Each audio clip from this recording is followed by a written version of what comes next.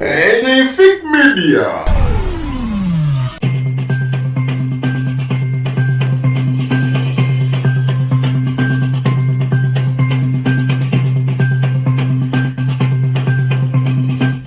BOBIWINE atayukidde abayimbi be yalinga nabo ng'akyanywa enjaga nga naye kati bamwesamba.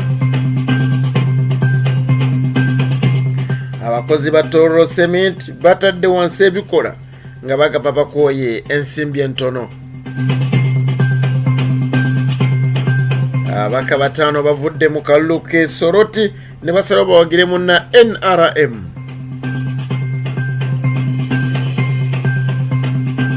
Omukyala yavuddeyo n'abeera ng'ate yagaana maama Nabagereka okugenda ebweru w'eggwanga okutwala ekisaakaate. BOBIWINE amutabukidde. Ekiri ekaramojja kibi enjala ebatta. Sipiika Anita Among alagidde Prime Minister akole butaweera alabe ng'enjala eggwayo.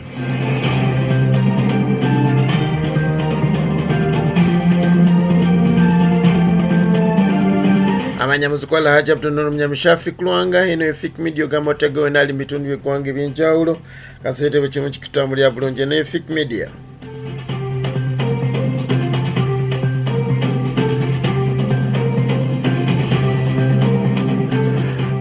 Ekiri mu ggwanga Uganda mu bitundu by'e Karamojja Mwanattu bw'otuukayo olulojja anti banene enjala kyebakola tebakyalina mubiri wonna olabadde balyerere n'amagumba okuba nti gasobodde okubeera nga gatandise okuvaayo kinene kidiidde oluvannyuma lw'okumala ebbanga ng'ekyamazima balina enjala ey'amaanyi embeera yaabwe mbi tebakyalina kyakulya era emabegako twalaba ekibiina ki National Unity Platform nga bakulembeddwamu omukama waabwe Robert Kyagulanyi Ssentamu nga basindikayo emmere ne gavumenti weetyo nayo nesobola okuba nga esindikayo emmere n'abantu ssekinoomu naye ye Speaker Anita Among Right Honorable yavudde n'abeera ng'ate agamba Prime Minister okulaba nga bakola ku nsonga y'okumalawo enjala mu Karamojja era ng'avudde n'abeera nga ye awaayo millions 5 batandikireko okulaba nga bamalawo enjala.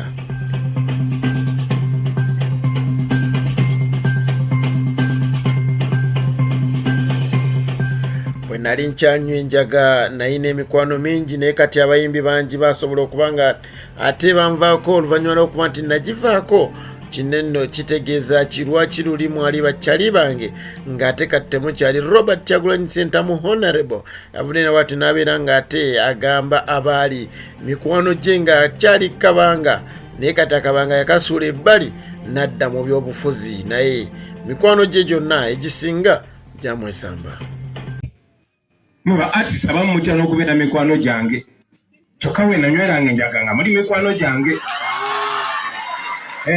naye kati bwe njogera emyamagezi ng'ate munneewalagamu ntya temugamba ndi mubi kati okusinga bwe nali luli.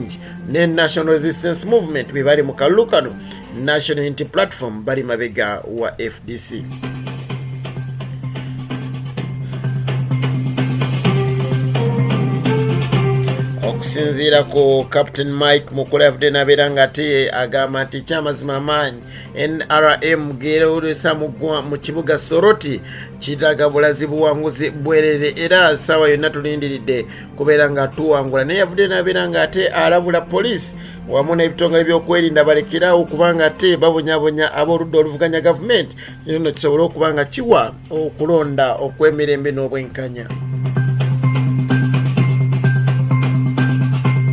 Oluvannyuma lw'akatambi akasobodde okubeera ng'ate katambula ku mukuto omugattabantu ak'omukyala yavudde n'abeera ng'ate akayukira maama Nabagereka Sylvia Najjinda okumugaana okutwala ekisaakaate ebweru w'eggwanga Uganda oluvannyuma lw'okubeera nti omukyala ono yeemulugu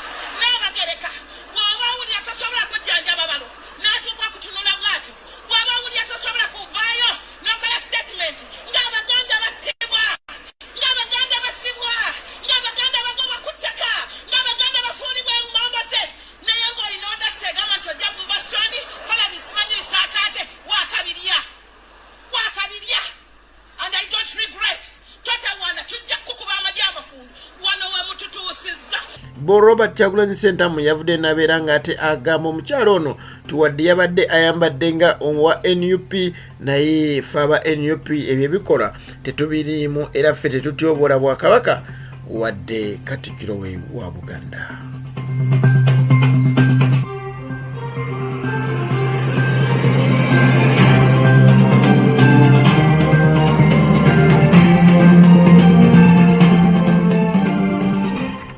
Nagana sembayo ate waleeri bannaffe abatororo cement abakozi baabo basobodde okubeera nga beekumamu ogw'ottaaka bakooye okubeera nga bafuna ensimbi entono banna bavudde nabeera nga bagamba nti baludde ebbanga nga baweebwa omusaala omutono ddala naye okusinziira ku mwami Paul Okumu ono n'agamba nti amaze emyaka 13 minambirira naye ng'afuna omutwalo gumu mu 10 era nga kitegeeza nti omwezi kugenda okuggwako omusajja wattu ng'afunye emitwalo 33 avudde n'abeera ng'agamba nti ekyamazima buli ssaawa nfuba olaba nga nina okuba nga nkuba ttani 85 Baganda bange era avudde n'abeera ng'agamba nti buli ssaawa nkuba ttani 85 kino nno kiragira ddala nti tewali webyenkanankana n'ensimbi zenfuna omutwalo gumu mu 10 olunaku ekyamazima ogattako transport n'akameeza k'ogenda oleka waka abaana tebasome yo waayite oguleyo kagoyi kwekumamu ogutaaka guno ne basalawo babeere ng'ate ebikola babiteeka wansi katubasabire basobole okuba nga bafuna mu ekyo kye batandise.